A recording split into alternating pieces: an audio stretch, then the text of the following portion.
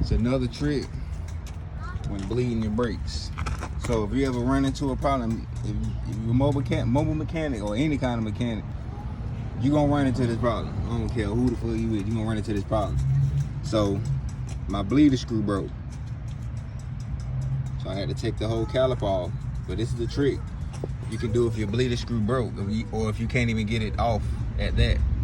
You're gonna take your whole caliper off, and you're gonna undo your brake hose from the caliper, and you're gonna sit in the side. The same thing is like as this one-man bleeder right here. It's the same, it's like the same mechanism basically. So you're gonna sit it in this brake fluid, the brake hose. You're gonna sit it in the brake fluid and just do the same thing you would do when you bleed your brake. You see the bubbles?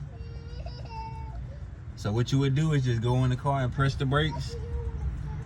And this the bad thing. This the only bad thing about it. You have to keep coming out and checking it, and checking your fluid in the reservoir.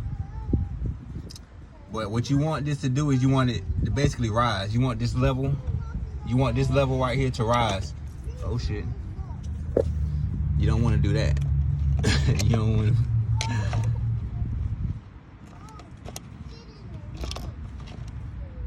All right, so yeah, you want this level. You want that level to rise. But you seen the bubbles. It's basically bleeding itself. But you go in there, press it a few times, come back out and check it. If there's no bubbles coming out, this the thing. It's the other hard part. You're gonna have to screw it back into the caliper, basically without letting air get into it. And another thing is you're gonna have to fill the caliper up first to get the air out of that, because you can't bleed it because the bleeder screw is broken. So you're gonna have to fill it up, kind of like tap it a little bit so them air bubbles can rise and just pop out.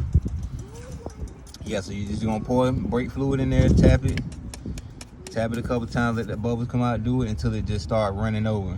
Just like how you would do a differential in, but the bubbles don't come out of that. But a differential, you would just fill it in the fill hole and wait till the fluid start coming out the fill hole, then that you know that it's full. So you would basically do the same thing for this caliper. Just fill it up, tap it, let the bubbles come out, keep filling it up, tapping it, and once you start filling it up and it's just coming out with no bubbles, it's just fluid coming out, then you know it's full.